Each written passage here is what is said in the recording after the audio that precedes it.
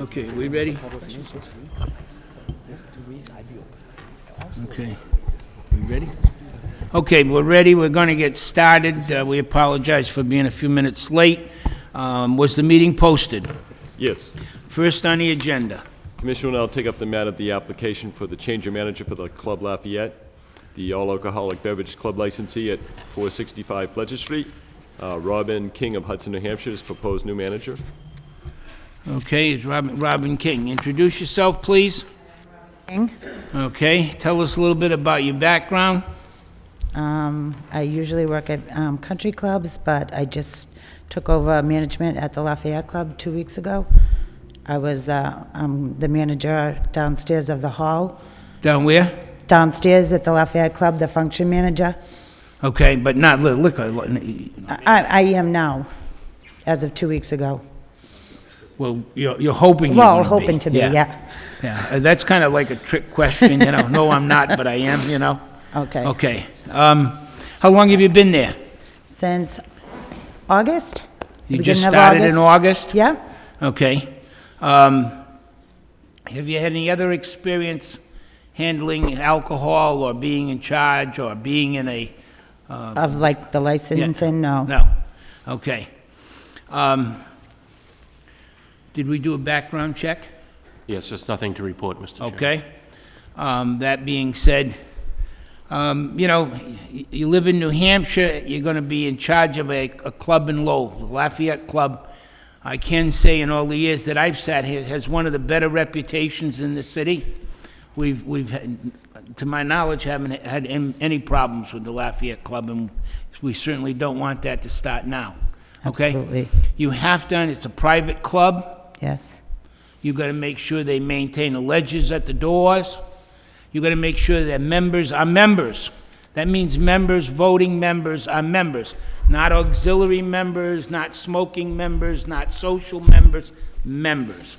And members and only members can sign in members. The state of Massachusetts is taking a long, hard look at private club licenses right now. And Okay. so we don't want to be Lowell don't want to be the mark to show the rest of the state the samples of what's going to happen. We're trying to warn people ahead of time to tell them that, you know, if you get caught with non-members in the club and they're not signed into a book and they're not sponsored by a member for being there, the consequences can be serious. You understand that? Yes, I do. You understand that you're manager 24/7. Yes, I do. Whether you're down in Florida basking on the beach, catching some rays, whatever you're doing, you are still the manager of that club. You are responsible, Yes, I do. okay? If for any reason that club should get a reputation that you can slip a minor in the door, or you have a social event there where people bring in their children, or, you know, wedding showers or stuff, I know that they're very civic-minded as far as having social events and things like that. Your bartenders have to be constantly vigilant, constantly. You know, it's very easy for adults, they'll walk up and say, oh, give me a sombrero. I'll give it to she's 18, it'll never bother her. But when the daughter falls out the stairs and hits her head on the granite walk, guess what's going to happen? They're going to come back in and they're going to say, you know what, you gave her that drink, it's your fault. And so I'm going to sue you because I don't want to accept responsibility for my buffoonery. It's got to be your fault. So you have to watch those things extremely vigilantly because people will not step up to the plate. I have yet to have anybody ever walk in here, and I'm sure my fellow commissioners will attest to say, you know what, it was my fault, I did it, I passed the false ID and bought the drink, you know, I fooled this guy. They don't do that. Right. You know, you're in here losing your license and your livelihood, and the club's getting ruined, and they're, you know, down the street trying to buy a drink Trying to from do it another again, guy. Yeah. Okay? Yes, I do So do you have understand. any questions at all? No. Okay, there's a little quirky law that I'll just inform you of. You're a private club. Every once in a while, you should just look around the club, make sure that you can't see a beer sign or an advertisement for any kind of liquor from the street. Believe it or not, that's a law in the state of Massachusetts that a private club cannot have display of alcohol signs in the windows. And every once in a while, you know, inadvertently, you know, one of your salesmen will say, hey, this is a great Christmas sign, let's put this up. And you don't think about it, and, you know, we just tell you so that, you know, nobody starts, okay? Okay. Fine. I think your advice was very thorough and correct, so I have no questions. I would Right. have nothing to add to that. So I would go ahead and make a motion to go ahead and approve this transfer. I'll second that. Motion made and seconded, all in favor, say yes. Yes. Yes. Yes. Thank You're you. not the manager, it has to go to Boston and it has to come back. Okay. So make sure, I mean, that, if the Yeah. inspector walks in and says, I want to speak to the manager, don't step up and say, I'm the manager. Okay, thank you. Okay. Next on the agenda. Commission will now take up the application for change of manager by the corporation Jumbo Enterprises, Inc., doing business as Acre Sports Pub, the all-alcoholic beverage restaurant licensee at 282, 284 Fletcher Street. And the proposed new manager will be Lawrence J. Valcourt of Tingsboro. Hi, Larry Valcourt, Tingsboro, Mass. Okay?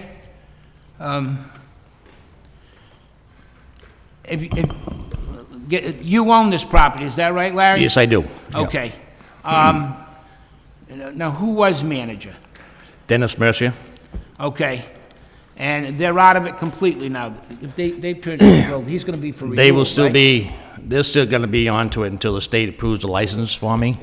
But I'm going to be the manager as Jumbo Enterprise until it is done so.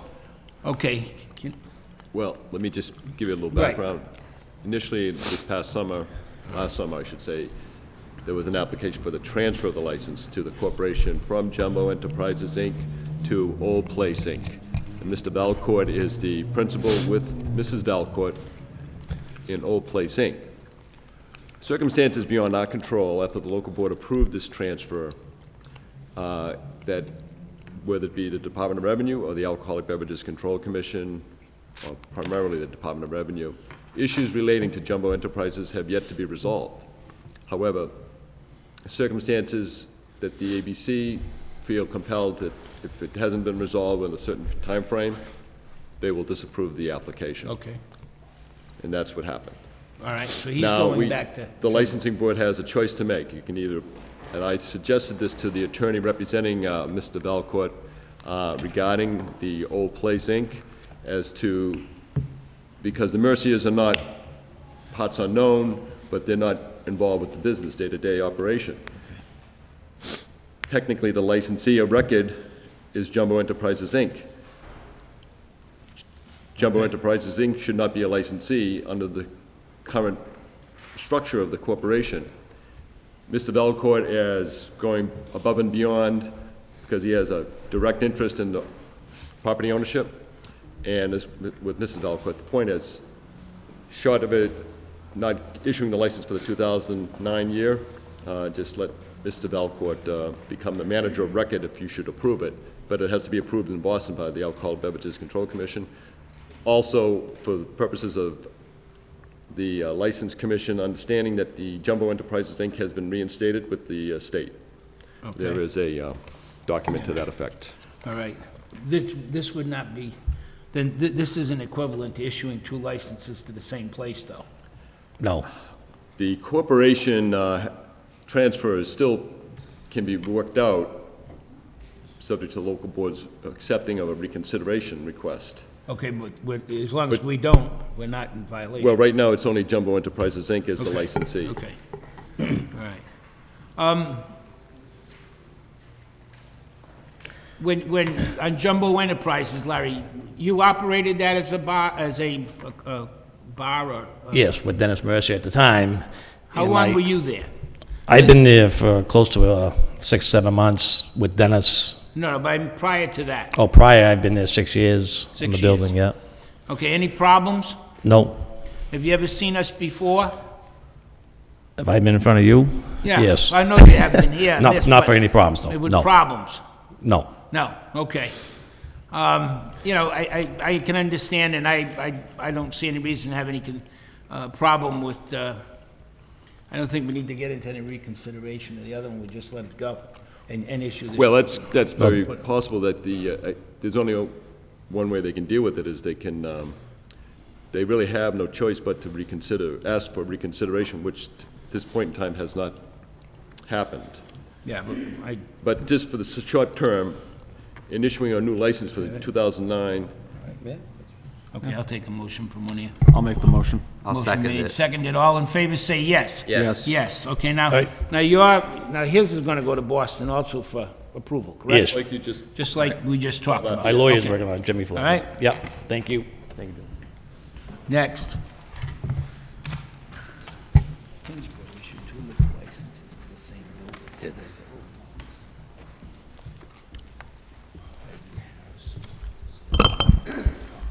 Commission will now open a public hearing on an application by a corporation known as Mama Jace's Inc. Irene Harris is the president, for a malt beverage and wine only packaged goods store license for premises at 558 Gorham Street. Abutters would be required to be notified by the applicant, and there is a church within 500 feet. Introduce yourself for the record, please. James Flood on behalf of the applicant, Mama Jason's Inc. I'm here with Irene Harris. Okay, I'm Irene Harris. thank you. All right, we'll get started. Why don't we open the public hearing up first of all? Why don't you just step aside for a second, and we'll hear people if they have anything to say. Okay, we'll start out. Anybody want to speak in favor, in favor, in favor? Anybody want to speak in favor of this license being issued? Once, twice, sold. Anybody in opposition? Yes, step up, sir, and introduce yourself. Give your name and address for the record, please. Hi, my name is Januario Pereira. I own the property next door to 558. I own 548 Gorham Street. I've been here since 1976, so it's been 32 years. And I object to it because I don't think we need a license there. I have tenants that have been there for years. I lived there for 10 years with my family. After 10 years, I moved out to Tewksbury, and I rented the property out, which is a two-family. And it's got a big parking lot next door. It used to be Puritan Floors, used to owned by Joe Sheehan.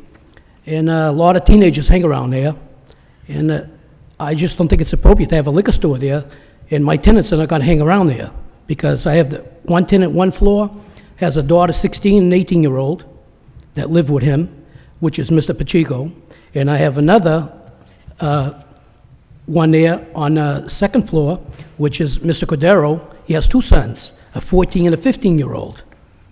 Okay, and they couldn't show up today because their kids are in school, and they're both working. But I'm here to object it because if my property right now ain't worth nothing, it's gonna be worth even less. That's why I'm here to object it, because I don't think we need a license there, especially by the connector. Rogers School is only 5-minute walk away. So I'm here is to protect my property and protect the people outside too, teenagers which I own a liquor store too, and I try to protect the environment myself. So Okay, I'm here. Thank you. Thank you, sir. Anybody else to speak yes, in opposition? Good afternoon. My name is David Coach. I live at 18 Mill Street in the Back Central area myself. I'm also the president of the Back Central Neighborhood Association, and we've received many calls on the hotline about people who live in the area that oppose the license being given here or proposed to be given. It's not that we don't need a business there, because God only knows we need some more business in the city. But what we're looking for is we're looking for something that's more appealing to the youth.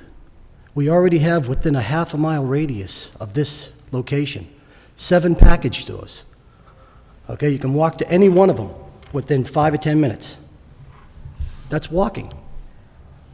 You know, we're kind of the neighborhood up there is kind of rough right now, okay? And we're trying to get things smoothened out. And you know, I don't need to take somebody's right to have a business away from them. I don't. That's the furthest thing from my mind. But when I have numbers of elderly, people with children calling us, saying that, you know, we'd like to oppose it, but we can't get here because it's 3 o'clock in the afternoon, and we have to be working. Well, Dave, I just want to interrupt one thing there, Yes, sir. okay? If I can. Yes. And I say it so it's on television, I put it out before Yes. everybody. I admire you for what you're doing, don't get me wrong. I mean, groups do need leaders. But these people have a lot of nerve laying, if it was affecting my quality of life, if it was affecting my children, I would be up off my butt this afternoon and take a couple hours off from work and be here. Well, that's exactly what I did, Don't let them lay sir. that on you. That's a lot of baloney. I'm too lazy to go, so I'm going to call you and lay the guilt trip on you. That could be possible. You need to say to these people, it's your neighborhood too. We form these associations to represent ourselves, and when an issue comes up that we feel affects the quality of life, we need to take a couple of hours off from our busy lives and go to the hearing, Yes, sir. So, Well, I mean, I just want... Typically, the neighborhood association is sent this information, so we have more Yeah. time to go out and gather the people and the signatures and such. Right. But we did not even receive But this any was- written documentation. This was published in the newspaper several weeks ago, correct? Do we have? December. We have the All right, so newspaper this write-up. was like in the Lowell Sun. And I know that the Lowell Sun gets delivered to Back Central because I live in Back Central in walking distance from this location. And I can get the Lowell Sun. I know it gets I delivered. get the Lowell Sun Okay. myself, but, I have 8 children of my own.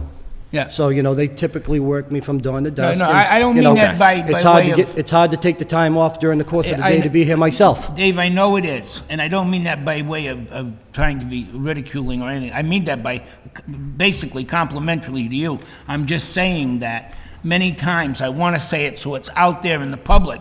People need to get up and Yes, sir. stop thinking that their little life is so important.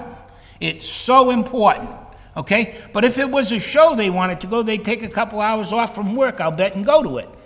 But there's 3 o'clock, I've heard this 3 o'clock hearing, and you know what? It kind of rubs me the wrong way. 3 o'clock's a good time. Say to your boss, look, I'm not going to take a lunch hour. I got to go to a hearing because they want to put a store in down the street from my house, and it's going to affect my kids. I think most bosses would probably say, go ahead. Well, I got the afternoon off myself. Yeah. But that There was you only go. because I am the boss, Right. okay? A lot of people probably can't get that time. I Yeah. can- No, I understand, but I mean, also, we're operating during normal business hours, and people make it to the bank correct. during this day, even if they have jobs. They make it to the dry cleaners. They make it to the florist. They make it to every other store that's open and doing business during these hours. So if they say they can't make it down here for something that affects them, I'm a little, Leery of it. disbelieving might be a stronger word, and it might be a better word. I think that people make a decision that if they're not bothering to come out, it's not worth it to come out, and it doesn't really affect them. That's usually what I interpret by absence. So are we to say that, let's just put a package store on every corner because the people don't come out and oppose No, it? no. I'm not here to no, engage in We're debate not on that saying that. We're topic. just saying, But the if, next time if I'm people are definitely concerned- listening to you. Yes. Okay, and I know my fellow commissioners are. It's just that you were very apologetic over the fact that you were by yourself, and I wanted to put out, not just for your information, but for the viewing audience and for the people that are here, that you can't expect all of these things always for somebody else to step up and represent you, that there are situations that are important that you take the time off and show up and support you in your efforts. Yes, I You're understand the that. guy taking the lead. You're the guy putting your head in the noose. The others are all saying, oh, go get him, go get him. Of course. Well, that's the story of my life. Okay, thanks, Dave. Thank you very much. Have a Appreciate good day. Anybody else in opposition? Yes. My name is Mandy Vermette, and I represent Johnstone Supply, the business at 588 Gorham Street.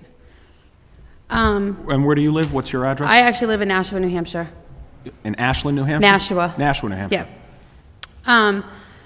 Our concern with the purpose of having a liquor store there is basically the overall concern of the well-being for the community. Right now, there's a lot of crime in the area as it is. We've had vandalism, cars broken into, all on the property. We've had windows punched out, and consequently, it was actually an intoxicated man who was later arrested for punching out a couple of our windows. And unfortunately, having a liquor store, another one in the area, it's not going to help the cause at all. Not to mention that our building is surrounded by multifamily homes with children and all around, and we just don't think it's the appropriate way for you know, a community who's trying to basically get back up and not, because it has deteriorated obvious for, you know, in the few years that we've been there. We've noticed a lot more the crime rate. We've had people urinating on the buildings, BB holes in our windows, the graffiti all over the building off and on, and it's progressively getting worse, and having a liquor store there isn't going to make it much better. Okay, thank you very much. Anybody else in opposition? In opposition? In opposition. That portion of the hearing is closed, okay? This is the old Puritan floor building, is that correct? Could I just address a few of the issues that were brought up? Absolutely. All of the complaints everyone seems to think that this is going to be a liquor store. It's not. All we're asking for is a beer and wine license.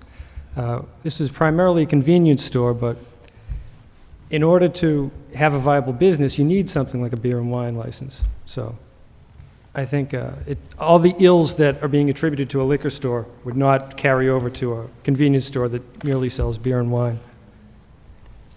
Okay. Tell me a little bit about your background in have you ever been in the package store business, in the liquor business? No, not liquor. Nothing. But I've had a variety store before. Yeah. Pizza parlor, ice cream trucks. Yeah. I've been in business, worked hard all my life.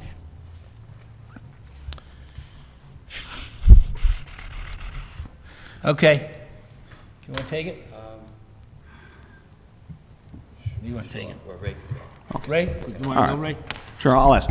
Now, the business that you're proposing to operate there, what type of hours you're looking for, and what do you generally propose as your business plan for the community? Well, we're hoping to have the beer and the wine and a variety store, soda, ice cream, toiletries, canned goods, you know, a store, a little variety store. Okay. And In time, probably 9 to 11. so I know that that's one of the areas is, and like I said earlier, I live in the area. I live walking distance from Yeah. where you're proposing to open up. Right. And I know one of the big issues in the area is that there's not a lot open there. I mean, people did talk about crime, but we have a lot of abandoned buildings, abandoned storefronts. Well, that's one of them. We have a lot of areas in the neighborhood that are just magnets for crime because they're vacant pieces of land, and they turn into places where teenagers hang out. Probably or that's where- why they've been there, but they won't be anymore. And, 2 blocks in the other direction, we had camps being set up on the riverfront because these were all abandoned Yes. areas. Uh-huh. So, Can I add, we're also going to have surveillance cameras in and out of the store. And Okay. then if anybody tries to hang around in the parking lot, I'll call the police. let me ask, have you ever, or do you plan on taking a course? Yes, There are some I just courses got that the I think paper, we've I had just some got the discussions. application today. Okay. Because I think we did discuss at our last meeting that there is a individual who used to be with the Yes. ABCC who Yeah. runs a program. And I'm also going to have an ID machine inside the store. So you do intend to have an ID machine? Definitely. Okay. Do you, I know, well, are you finished, Ray? Or yeah. I noticed that you're leasing the property. Yes. But do you have any intention of rehabbing the property inside? We already have rehabbed the inside, and I intend on buying it next year, When are you planning on opening your store? January 5th. January 5th. And if you didn't get the beer and wine license, I'd would you still still open it. open? So you've made a commitment to the community Yes. to improve that neighborhood? We already have improved the whole inside. Okay. And you're going to work on the outside, or is the Yes, we landlord are. going to do that, or? The land's going with it, yes. Okay. Okay. And, We plan on repaving in the spring and everything, the whole parking lot, okay. and making it better, not worse. Everything that you are representing to us sounds great. You're going to have the ID scanner. Yeah. You're going to clean up the outside. You've cleaned up the inside. But I really hope that if this license is approved, that you just don't set up and have cases of beer sitting on the floor, that you make sure that you do follow through. And I think if you are a good member of that Back Central community, I believe I could be. You'll make some money, and you'll get some business. I because you're believe that I doing it- could be a good member of the community. I do live in Lowell. Right, I saw that. And I have had businesses before, and I have never, ever, ever had a problem. I'm just saying, if we happen to approve the license, I just hope that you follow through I with the will. assertions that you're making today, and, you know, improve that little stretch, because that's a dark area right there. Yes, it is. We've And- already put lights outside Yeah, I mean- on the building. And a business there would be great. Yeah, I'll say from my personal experience, you come off the Lowell connector down the end and you take that right, It's dark. that area, I wouldn't drive through it at night. Right. I mean, I'll be honest, I would go around Well, if to you get go home. there now, you'll see that the parking lot is lit up. We have put lights outside. Okay. Might actually All save- around it. Might actually save some commuting time now that I know it's lit, Yeah. but I wouldn't drive through. I'll make a motion to approve the license. I'll second the motion.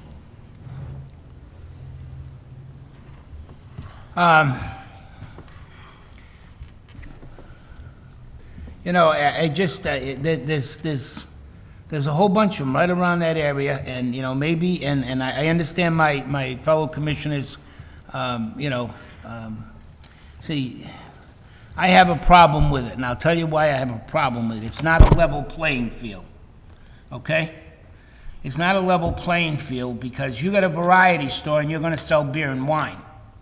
The guy down the street from you has a package store. If he sells a beer or a wine or something to a minor and we close him, he loses his income. If you do away with the beer and wine, you still got an income. So it's not a level playing field here. We're giving you, it's not, ma'am. Trust me what I'm saying. I understand what you're saying, yeah. Your variety store is still running, you still got a source of income. Okay? Whereas somebody who dedicates their entire livelihood is taking a risk. You know, there's a group of them right around you, okay? Package stores, we have a map here that, and I forget, what did he say? How close they were. You know, I don't think just, to they're me, that there's not a close. need there. There's not just another need for another package, for another beer and wine store. I just don't feel that way. But we have a motion, it's been seconded. I'm gonna call for a vote. All in favor say yes. Yes. Yes. Opposed, no.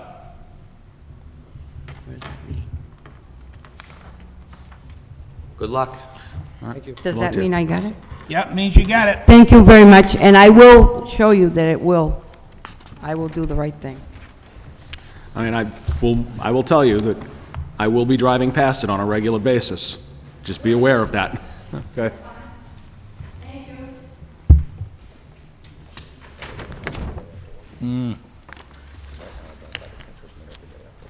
I haven't seen that.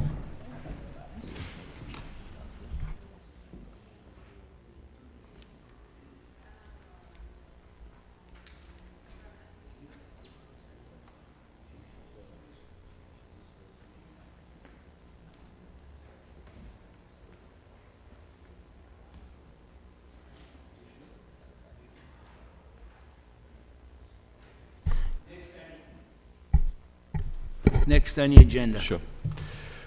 Okay, the commission will now open a public hearing on an application by a corporation known as Mr. Jalapeno Inc. Victor M. Hernandez is the president.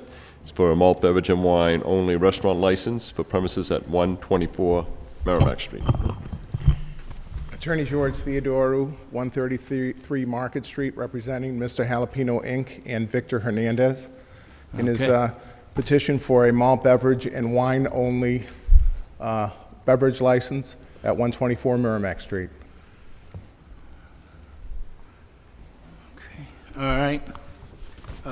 Is this a public hearing? Oh, yeah.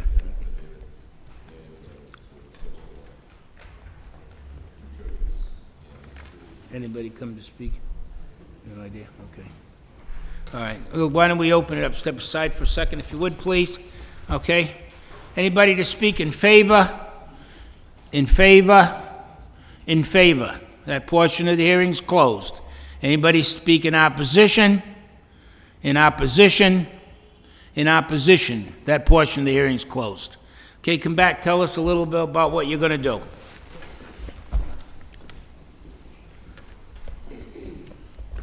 Thank you, gentlemen.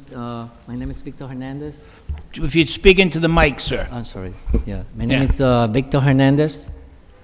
I'm living right now on 284 High Street in the city of Lawrence. And I would appreciate if you allow me to have the license for my business.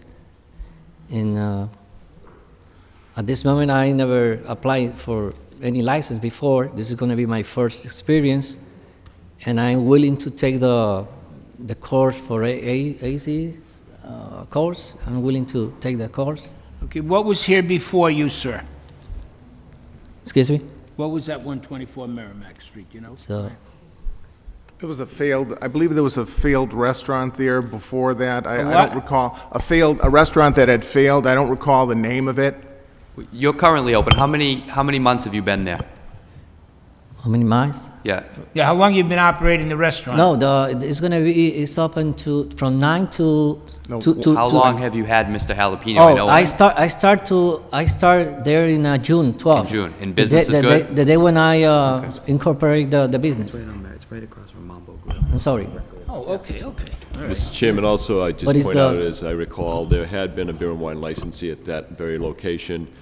Attorney Theodore, well acquainted with it for that situation, but that would have been about 10 years ago. That long ago. Boy, does time fly when you're having fun, huh? Trust me, I know. Well, you know, you've been there, and did we do a background check? Yes, there's nothing to report, Mr. Chairman. Okay.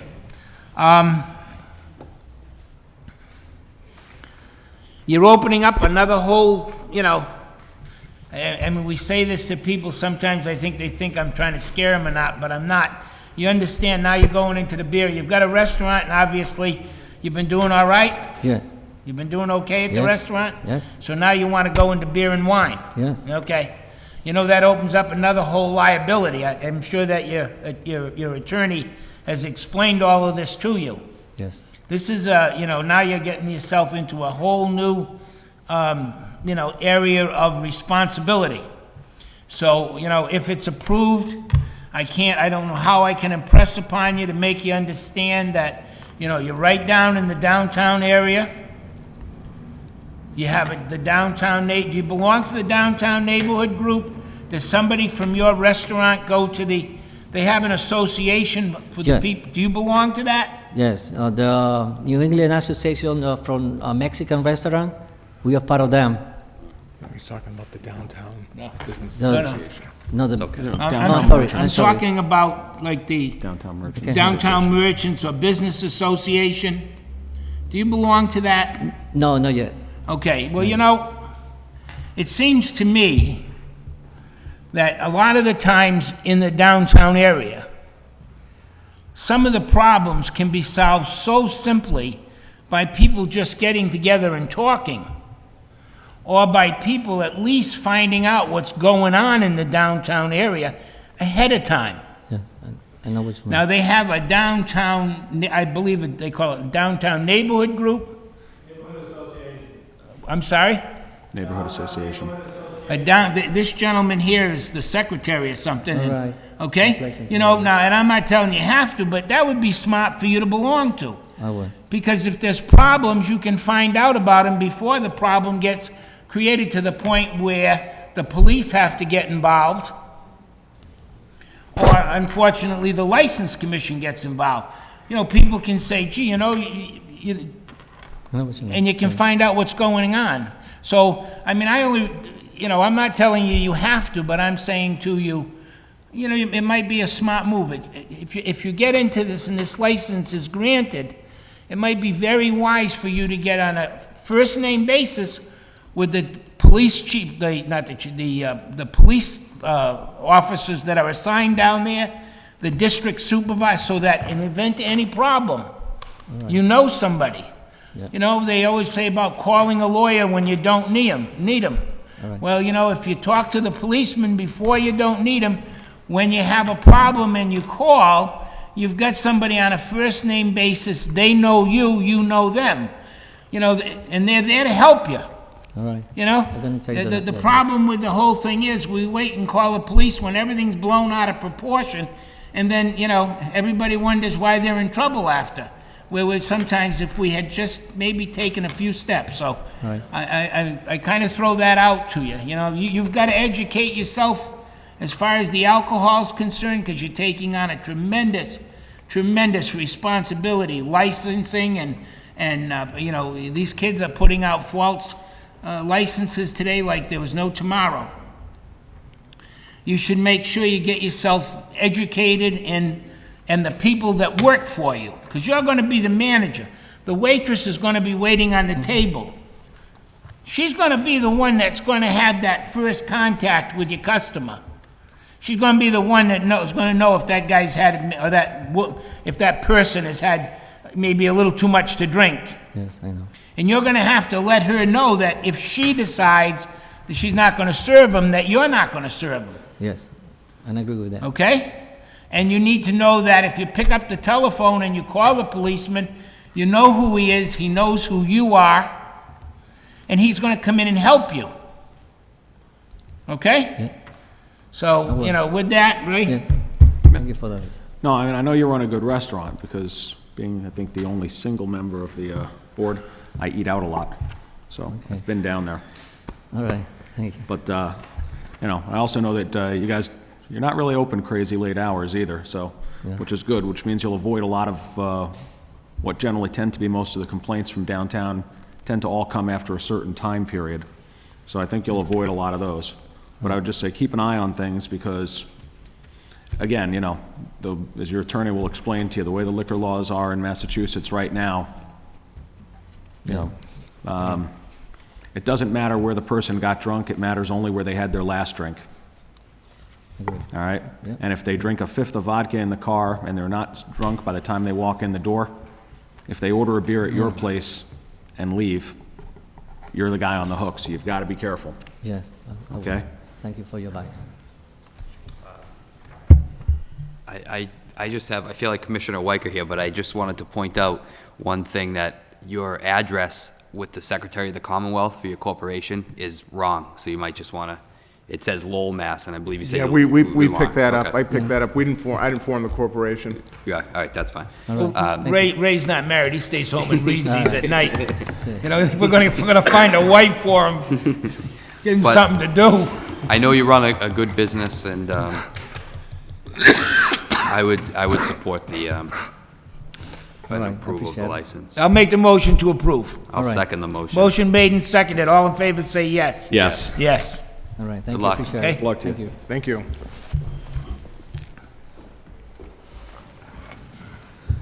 All right, I'm going to step out on this, Okay. since you guys already started this one. Yeah. I had that one in a...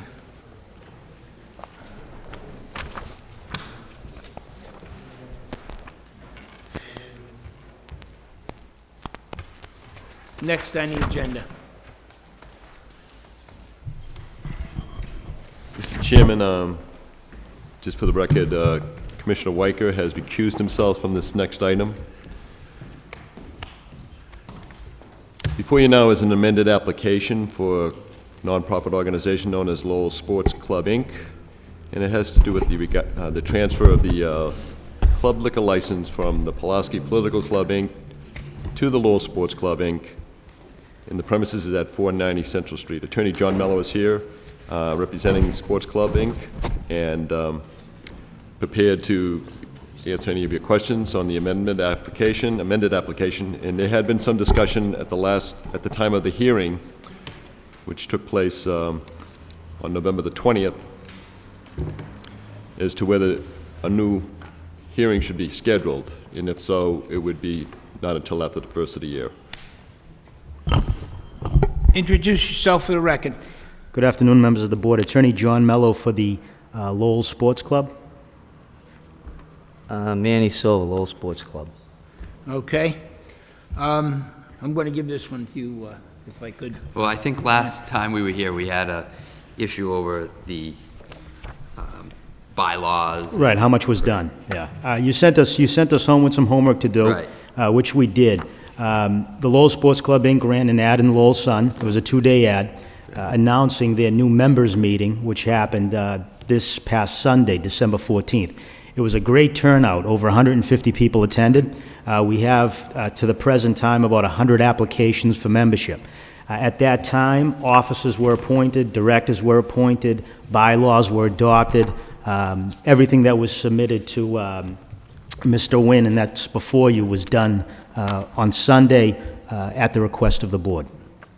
Well, I did review everything last evening, and everything that we asked for looks like it's in order, and you know, all the paperwork is properly filled out, and you did what we asked you to do. So I would be in favor of the transfer of the license. I don't know how my fellow commissioner feels, but. You need to be you need to make sure you're familiar with, I'm sure you heard me talk to the other one. You know, you need to be aware of the club licenses, Manny, the, signage. You need to be aware of the fact that they will be checking as far as people being in the club.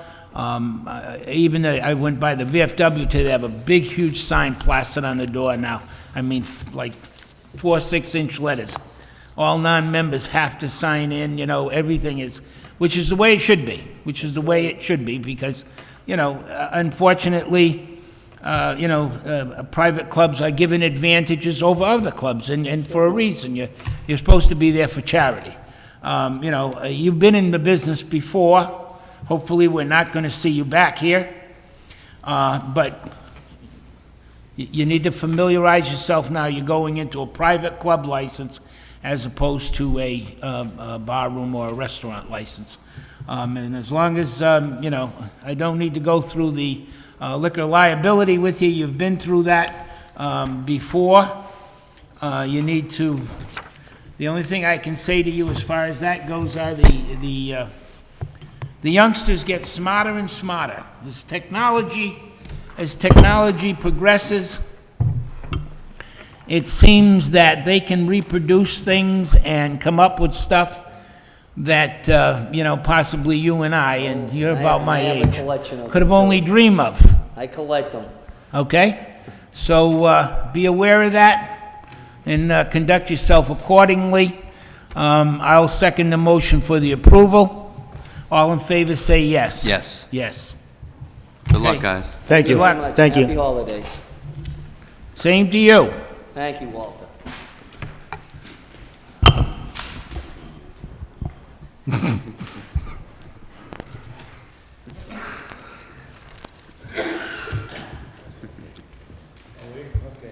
Right. Regarding 2009 renewal applications, all have been filed in a timely manner in the month of November, except for 2, and apparently those 2 are not going to have their have a license for the calendar year 2009. Do we vote on that, or they just lapse? Well, I put it on the agenda only for the sake of one item for discussion at this point in time under the circumstances would be particularly the bars and restaurants, clubs that have to comply with the statutory requirement that they have satisfactory inspection from fire and inspectional services. How many are we lacking?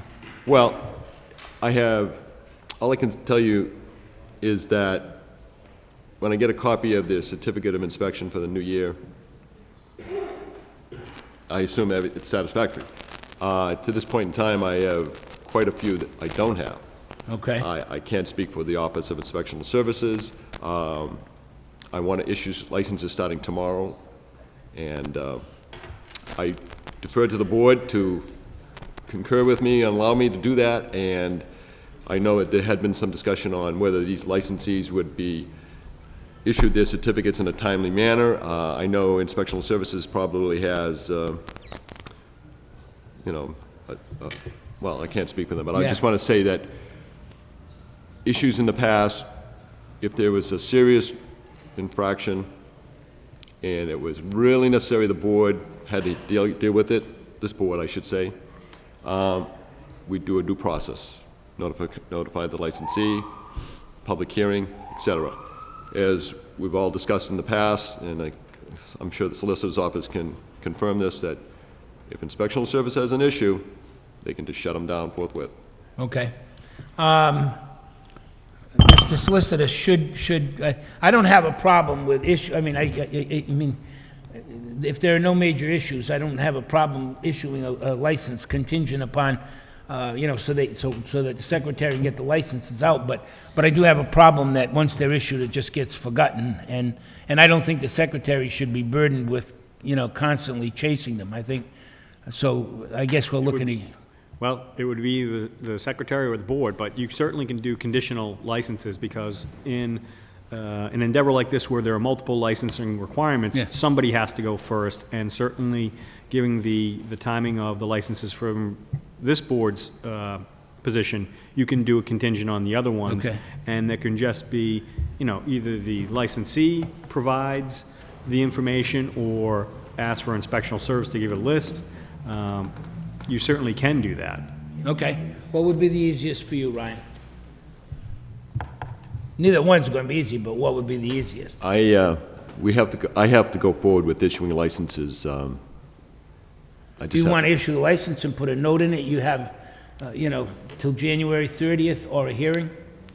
I can't, I don't think, what I would like to say to you this is that I issue the licenses. Yeah. If the Inspectional Services Commissioner has an issue after the fact, then he can address the board at the appropriate time on particular licensees. I just can't, beyond that, I can't say any more than that. Well, okay, but I'm concerned about a liability issue here. Okay, if we issue the license and God forbid there was something went wrong, okay, what prevents, and I'm not trying to, maybe I'm opening a can of worms, but I'm still going to open it if I have to. What happens if there's something disastrous goes wrong and Inspectional Services says, but you gave them the license, and we say, but wait a minute. So if we have a Rhode Island nightclub Yeah. situation. Where does the I think liability council lie? has an answer on this. I don't want him coming back on Yeah. Ryan saying he never should have issued the license. It came up on another establishment where, well after the fact, I think they were inspected and they didn't pass or something like that. And this commission immediately, because it had lapsed, they didn't actually have a license. So, the delayed ones were taken. However, someone has to go first. You can give the license. It can be conditional on passing fire and police or fire and inspectional services. It can be conditioned on a date. But again, if inspectional services has, because say you issue the license and it turns out they don't have the right thing, you still have to give them due process. You have to give them the 14 days notice or 10, Okay. at least, I think it's maybe 10 days notice to come in here, have a hearing. If there are, fire station type issues, either the fire department or inspectional services could shut the building down forthwith based on public safety. Okay. They have public safety components and powers that you don't we have. don't, yeah. That we don't have. That I make a motion, we have the secretary issue the licenses with a note that it's continued, I second that motion. Yeah, I was going to say, why don't we just put in there, say, anybody that we don't have a certificate from, schedule them for the February 12th hearing for a suspension of their license if they don't have their stuff complete. But didn't Or is this that- occur last year?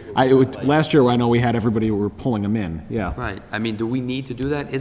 If we pass if we give them the license, it's off of us. It's on to inspectional services to shut them down if they want. What do we have to do with it? Why do we even have to do that? Well, it could be, again, I think it comes down to someone has to go first. And again, I think it was last year. Again, what I was talking about, I think, was a separate issue. Right. Yeah. But you certainly can do it. You can certainly schedule it up. I think that's what was done last time, that there would be a hearing scheduled on a date, and everyone needed to bring their paperwork if they didn't have it. I believe that was done last year. Right. But again, if there is any pressing issue that another department is aware of, they can take the appropriate They can do steps it right under away. their Okay. rules and regulations. That's true. So just include a note then, tell them, that be an issue license contingent upon a certificate, what'd you say, February 14th? 12th. 12th? I think it's the They can February walk 12th in with it meeting. at any time. and you don't need to chase them. Yeah. If they don't have, if they They don't haven't cha- turned it you in know. by then, they have to I be mean, that's present the old for story, a they're making their revocation living hearing. at this. You're not getting, you're the one taking all the grief over it, but they're making their living, so let them get the initiative of calling inspectional service and say, hey, you need to come down and do this, because I need to turn this in. But if we say they have to come in on February 14th, we 12th. can't do, or February 12th, we can't do anything to them because we haven't given them due process, correct? Right, ideally, you would have a cutoff date. If you wanted to have the hearing on the 12th, you would need the cutoff date probably the 31st or whatever that Monday is. Or you could have the cutoff date, February 12th and have it for the Next meeting. For the next meeting. Go for the 14th and have it the next meeting. I don't think you're gonna have that many that are gonna let it lapse. I mean, that's a livelihood. But I think whatever makes. We're gonna look Whatever, at I mean, I don't want to makes put life extra easier work on for Ryan, because Ryan. you got to chase, what, a couple hundred licensees here. All I can say is from the experience, we dealt with this issue earlier this year in February. The Office of License Commission, as a result of the Commissioner of Inspectional Services instructing one of his building inspectors to put a notice on everybody's door that didn't have their valid certificate. Subsequently, we called in about 40 business owners. You've read in the Riot Act, they walked out of here, and the response was, well, in any event, the inspectional service started issuing, and I started getting copies of those certificates. I think my point I'm trying to make is that Commissioner of the Inspectional Services fully understands your position. You made it clear to him last February. I just wanted to convey to you this point in time that it's December 18th. I have to start issuing licenses. What I'm dealing with is people are going to the city treasurer's office, making their payments and walking out the door. And that's all well and good because you have yet to formally approve the licenses. But I'm sitting on licenses, either they're going to be issued. Does that mean if they don't have their license, do I now inform Captain Webb on January 1st? These people don't have their license. No, we're gonna. Okay, so I want to point out to you now, and I just wanted to convey to you this. The burden is really on the licensee and on those that are doing the inspections as to whether they should be operating or not. If the Commission of Inspectional Services thinks it's a flagrant, violation to have their license, let him tell you.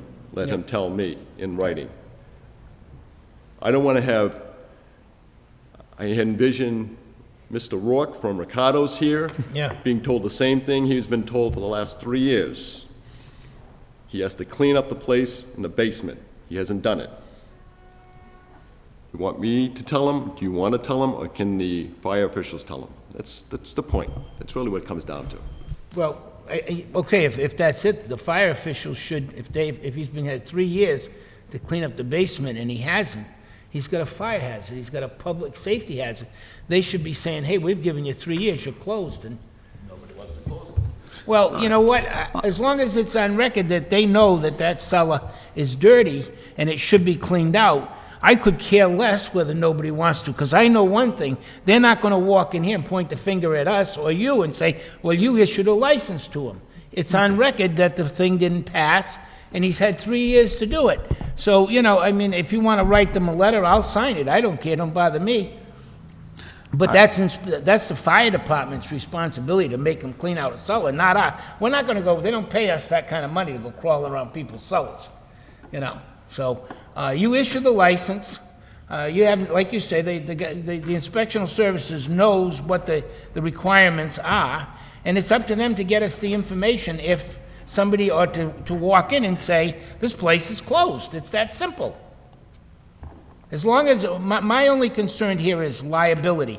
We get caught up in whoa, wait a minute, you gave him the license, yeah, but you did, but I never sent you a certificate, oh no. As long as we know for a fact we have a chain that we can follow. So why don't we go ahead and make a motion then to go ahead and issue the licenses and put a request into inspectional services for a status on any of these locations, for our January 22nd meeting.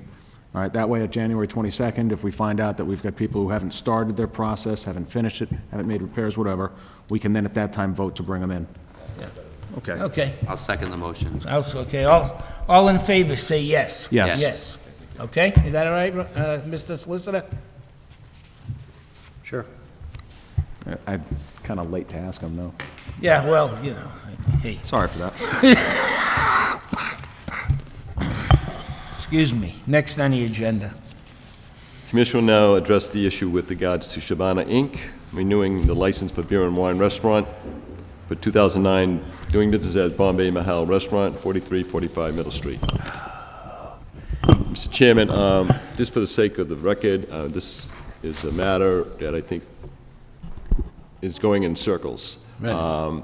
The ownership had made some changes, and after the fact came before the board to get approval, and which was well, received and granted. But ownership fails repeatedly on several occasions to comply with tax laws in Massachusetts. Okay. All right. Let me just ask a couple of stupid questions. This is the second time this has been sent back by DOR, right? Okay. And there's no license Do we currently have to issued, give them correct? due process on that, or it's refused, so? So no license has been issued, right? No. I mean, the licensee is presently licensed for beer and wine to the end of the calendar year, Right. December 31st. They filed the renewal application in a timely And it manner. failed. But the issue now is the corporation, where they have made some changes in ownership and shareholders, gone about amending their status with the Secretary of State's office. The licensing board, in compliance with Chapter 138, stated, fine, go ahead, and we approve it, but the ABC, on 2 separate occasions, disapproved it. Okay, Yes. you don't have legal counsel? You don't have an attorney No. representing you? No. Okay. Can you explain this? Yeah, last time we came for a hearing, but we were not able to pay the taxes. Right. That's why now we are almost in about the process of selling, because we are not able to run the restaurants now. So almost our deal is done. Probably tomorrow the party who is buying the restaurant, he's coming tomorrow, and hopefully if he gives the first installment, we are going to finish up that taxes first. Maybe whatever the balance is there we have to pay, that will be the first thing we are going to do, that hopefully before Christmas, everything will be done. Have they applied for, have they applied for renewal? Their deal is done and the guy is coming from Florida.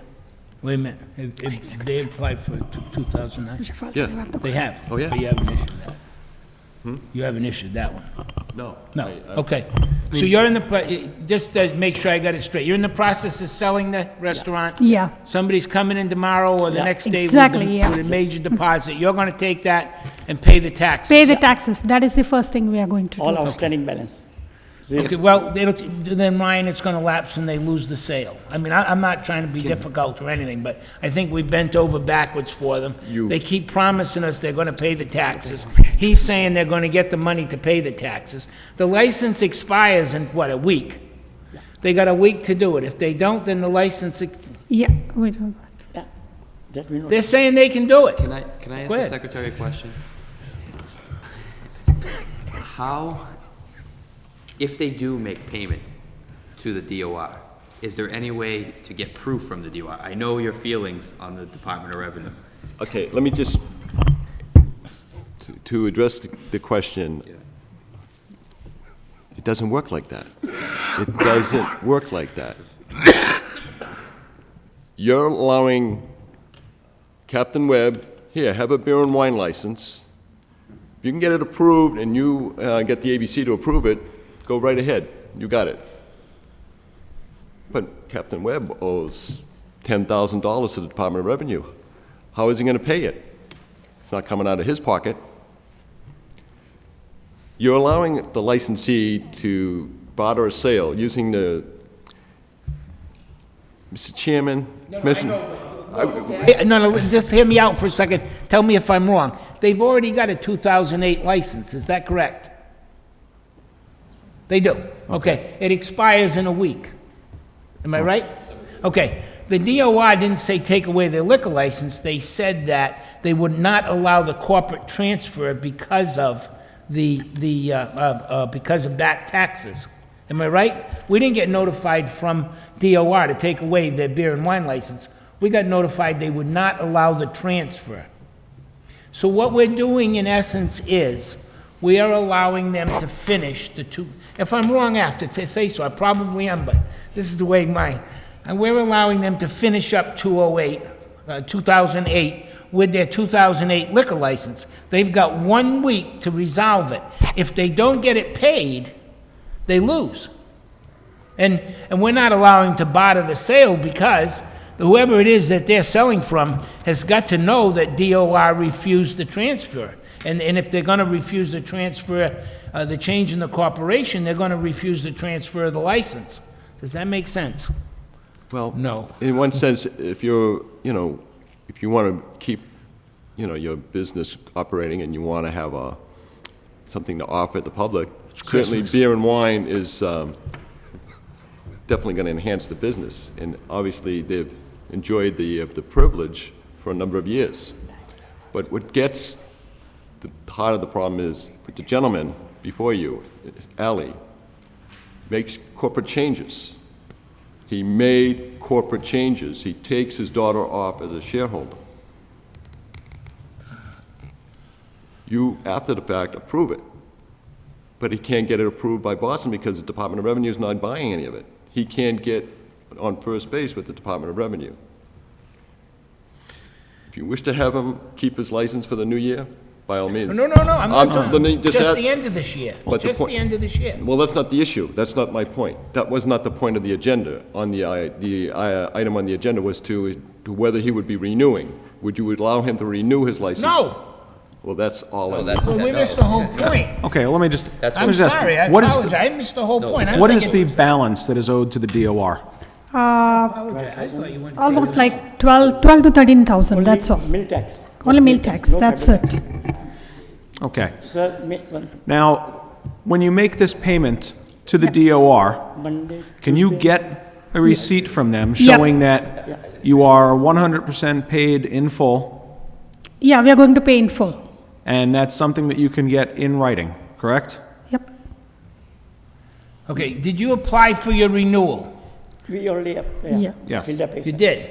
Okay, you're not going to get your renewal unless between now and the end of December, the last day in December, listen carefully now, the last day that you come into the office downstairs with a letter or a certificate or something or whatever they give you from Department of Revenue saying all taxes have been paid in full, blah, blah, and you got to bring that to Ryan. Outside of that, your license is gone. Okay. It's gone. Because 2009, you have to have a new license, and we're not giving you a new license. I apologize, that my mistake. I thought we were talking about taking the license away the last week in the year.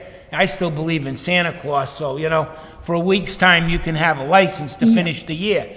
But if you don't come in with this thing all paid up, there's no coming in and wanting to, like Brian said, enhance your license by walking away with another beer and wine. You're not going to get it, or at least as far as I'm concerned. Yes, we So understand. you got to take the money and go down and somehow pay them.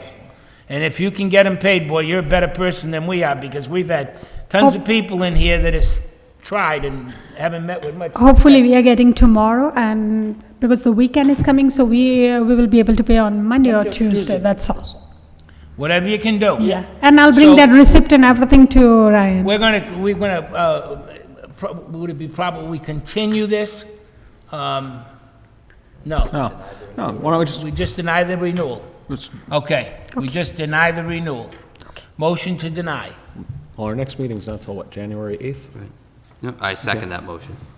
Okay? All in favor, say yes. Yes. Yes. Okay, it's in your court. Thank you. I don't think they understand. I didn't understand. I apologize. I thought you might.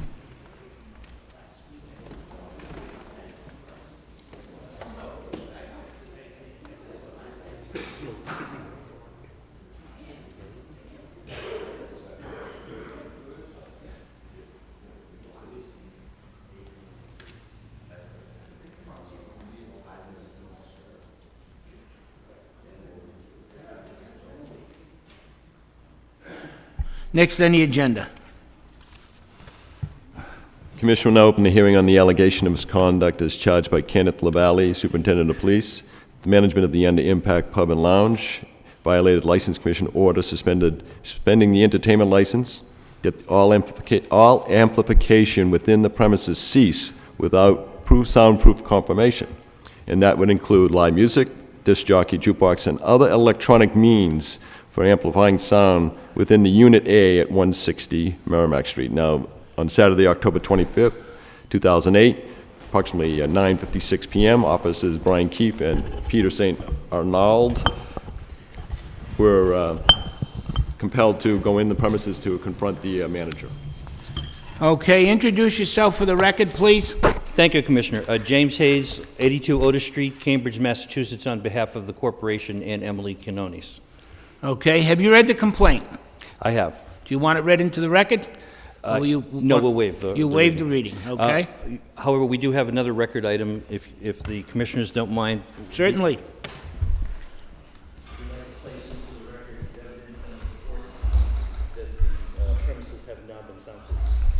Okay.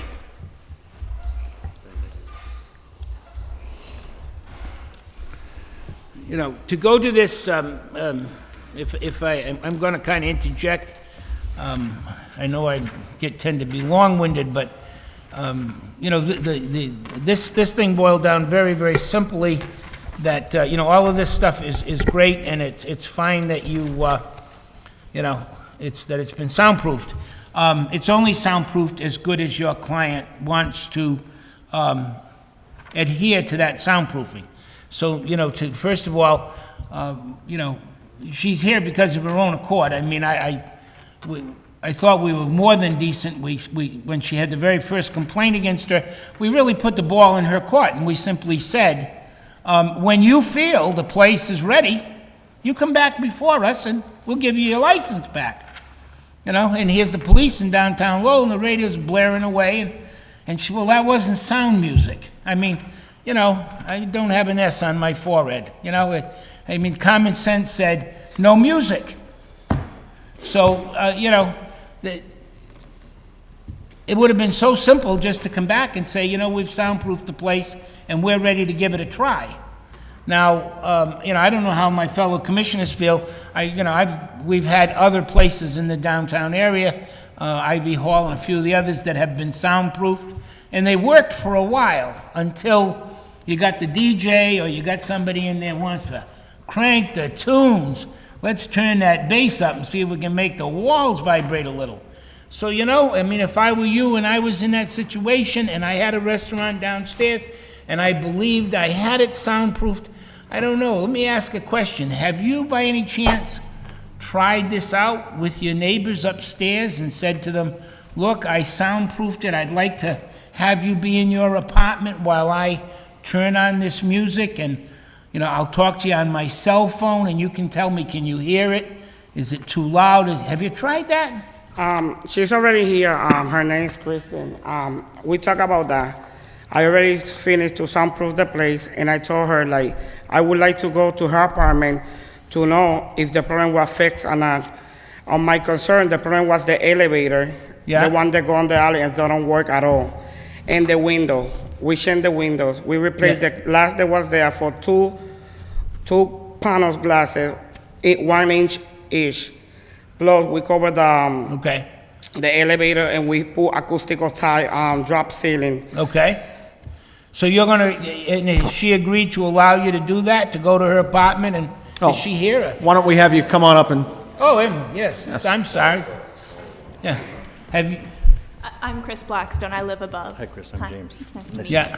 you. We haven't made any plans to do this. I'm more than happy to do this, and I think after this, That we would can be very certainly good make of you. that Thank you. accommodation. Yeah.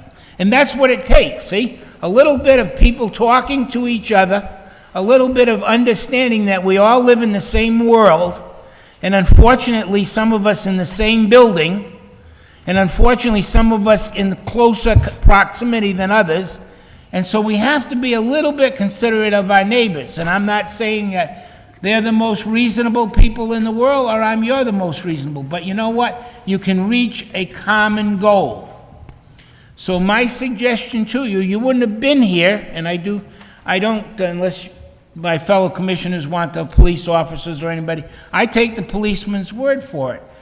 You were told no sound. That's why you're here now. I hope that you did a good job soundproofing the building as far as I'm concerned. I trust that you would, I don't know how much money you've put into it, it's none of my business, but I would trust that you've obviously made an investment. So I would trust that you would want to protect that investment, and therefore, I would get with the people that are in the building, and that building abuts one building on the left side, right? Yeah. It's on the corner, but it abuts a left. Yeah. I don't know if there's condos in that building or not, I'm not familiar. There isn't? Okay. But I would make sure that I talk to them that, we're gonna have a trial, find out when she might be home, or that how many other tenants are in the building, when they might be home. You might say, hey, we'll have dinner or something, and we'll try this thing out to see how it works. And then I will know where I can put that dial on that amplifier. And then the next thing I'll do is put a screw there so nobody can turn it beyond that point. See, so that if your sound guy comes in and he says, oh, this isn't any good, you need more bass, there's a screw right through the dial, he can't turn it. Just a little trick you learn when you have little kids that constantly mess with dials, Thank you. You gotta do things to slow them down. Yeah, go. Could you just give me a rundown of the violations that Under Impact has had within the last 6 months or a year? Most of it is noise. I just want to hear. Well, there was an incident where patrons got involved into an altercation, started at the Under Impact establishment. Security personnel working for Under Impact forced the patrons out. Then there was a much bigger to-do. It took place on Shattuck Street, unrelated to the Under Impact, but the issue before the board at the time was where management failed to notify the Lowell police of the initial altercation.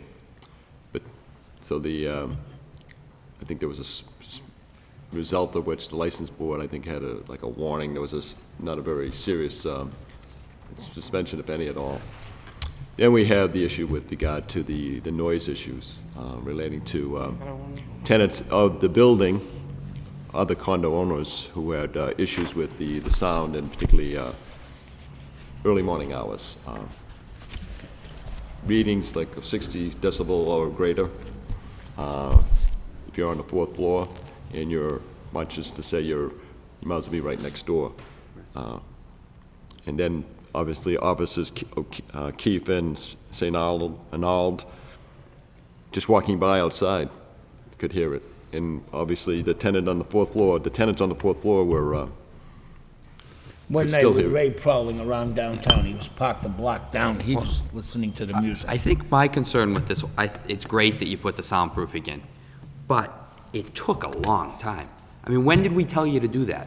When did we tell you to do that? We came here for September 17. Okay. After that, I was working with Camacho, Mr. Camacho, and I was working with architect Sullivan and Gallivan. Right. We need to get the fire code, fire sprayer. We was by some material, there wasn't the right one, so I returned, and then the Gallivan Sullivan, they take a month investigating what we should use, because there was like different company, like the Sundown from Salem, they didn't prove that they didn't have windows, so we was working with different companies. But That's why they take so long. But we made it clear that there was to be no entertainment on the premises, correct? But in direct violation of that, you played a DVD player with the let me finish. With the music blaring that the police officers who were walking by had to go in.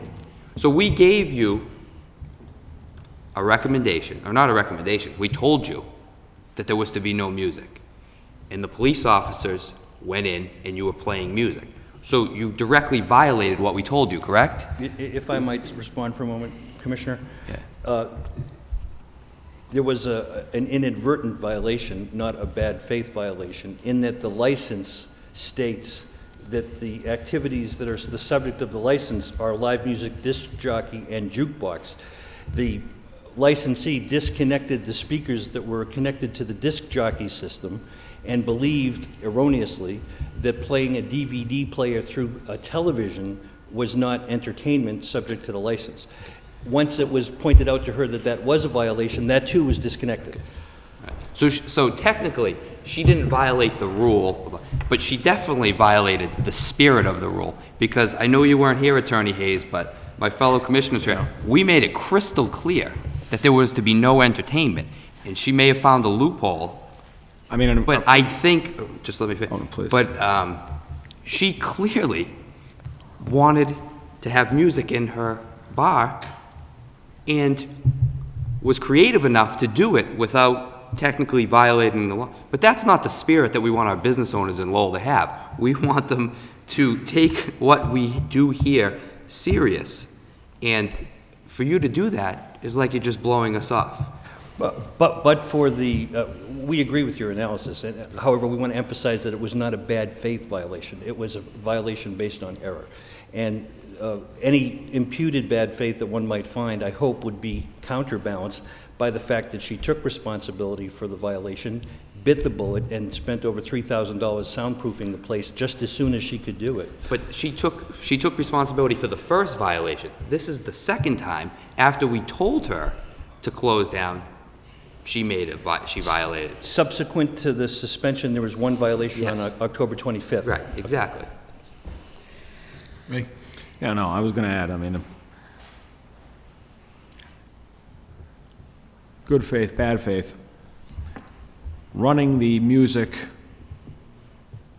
from the player through the television to the speakers as opposed to from the player directly to the speakers. The speakers were in the television set. There were no. I don't have no DJ system on. Yeah. Anybody could go, even the police could go, and my sisters know we're playing through the DVD to the TV, like a regular plasma TV. Because I'm reading the police report, and it says that music was clearly coming from the DVD player on a TV, with the music coming from large speakers located by the DJ booth next to the stage. Is the police officer lying? I'm not saying they're lying, but my answer is like, if I play the DVD through the TV and the speaker from the DJ system, that will blow out the TV, because the speaker system from DJ is really like loud. I think if I was playing it like that, my place only was like 4 people when they walk in. I don't have no customer at all right now. Even Kristen, who lives in the building, she will tell you, yes, the music was loud. I hear the music. There wasn't any music. There was DVD music playing by the DVD. My mistake, I didn't know the DVD was concerned as an entertainment. Once they told me that, I didn't even open my place anymore. So I get the job done. The big picture, if I may, Commissioners, the big picture here is there was a sound problem. No one is denying it, whether it was specifically set out in the license or not. It's admitted there was a sound problem. The problem was primarily structural and not behavioral. The structural deficiencies have been corrected. All of the recommendations by the architect that was recommended by the licensing commission secretary were followed to the letter. There were some mistakes and problems. However, it's difficult to see what else can be done. Aside from the things that we are going to do, that Emily is going to do, is to work with the neighbors and do a test and make sure that the proper level of sound is not exceeded.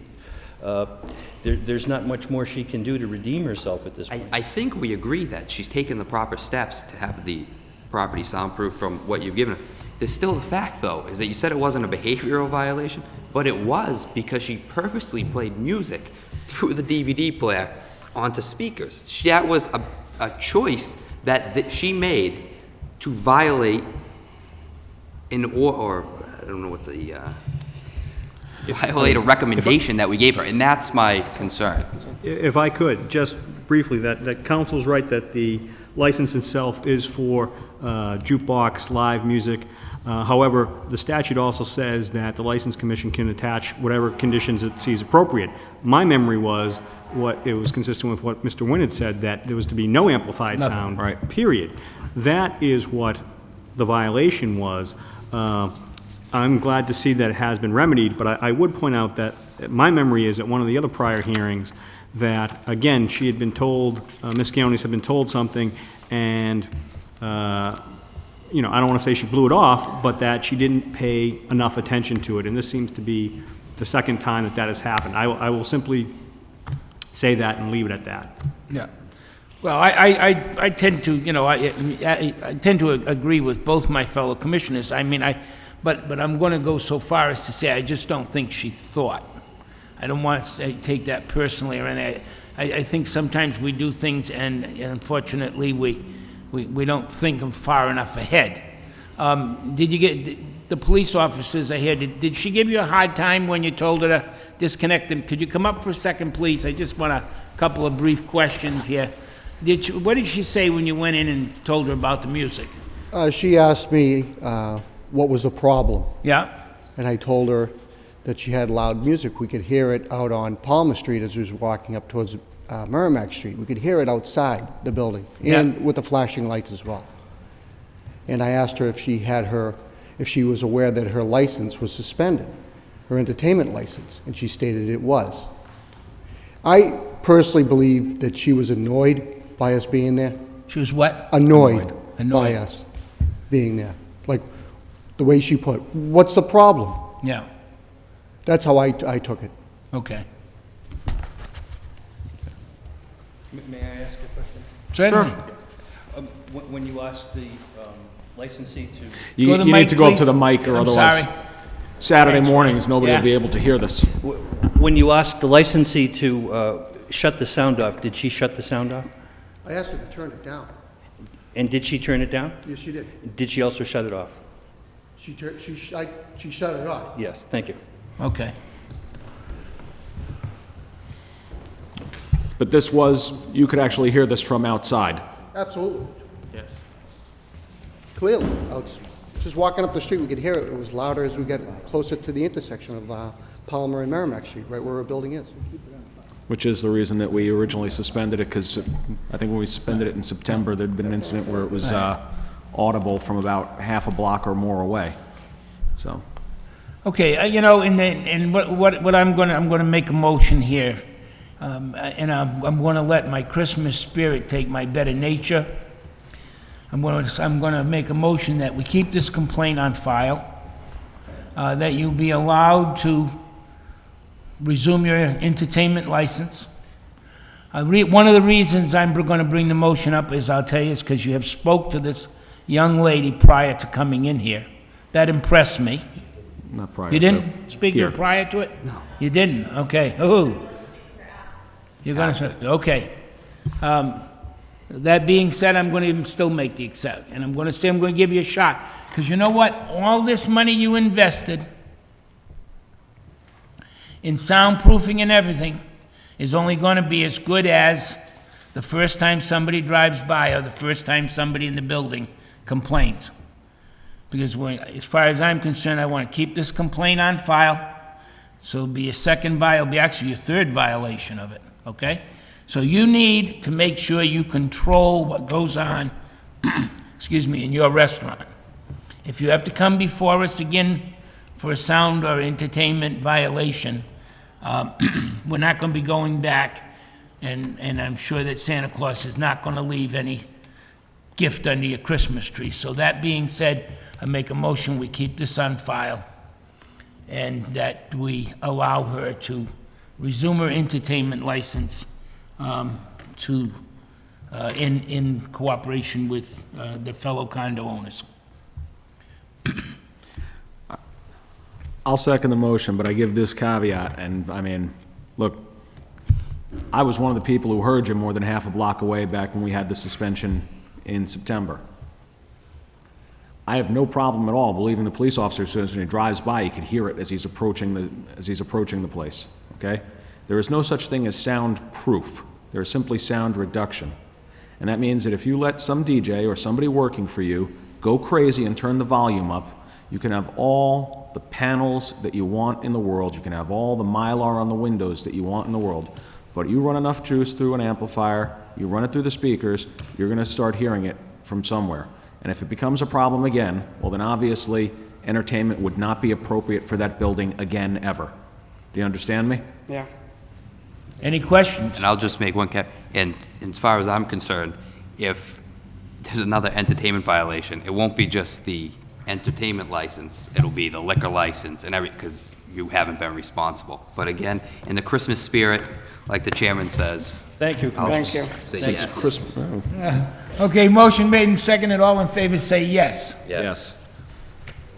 Good Thank luck. you, Commissioners.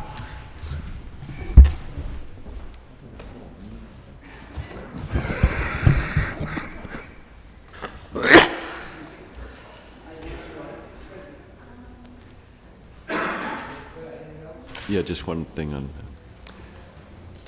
With respect to communications, we have a communication from an attorney, Daniel Shanahan, received yesterday regarding Turcotte Liquors at 412 Lawrence Street. The owner is here. And in regards to the corporation, Gerald V. Hickey, and the fact that the corporation is, for all intents and purposes, been dissolved. Apparently, Attorney Shanahan is requesting of the board conditional approval on the renewal, that the corporate tax situation would be resolved sometime in the very near future. Motion made. Seconded. Motion made and seconded for conditional renewal. Yes. Yes? Yes. Okay. Just while we got that on this, I had asked the secretary to research for me. In talking to some of the club licenses, I just, for the listening public's information, we do not license cigarette machines. I received, for some reason, a number of calls talking about the stamps on the cigarette machines not being current, and the license commission has nothing to do with cigarette vending machines. It's the Department of Revenue, so if anybody has any question about that, they can refer to the Department of Revenue, which we were just talking about. They're so efficient at collecting their taxes.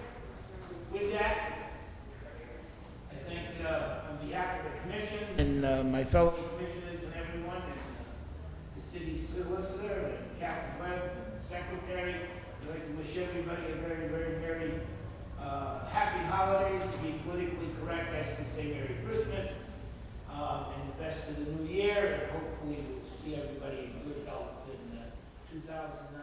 That's smiley faces. We're coming home, Benjamin, and Santa Claus is coming. Motion to, yes. Yes.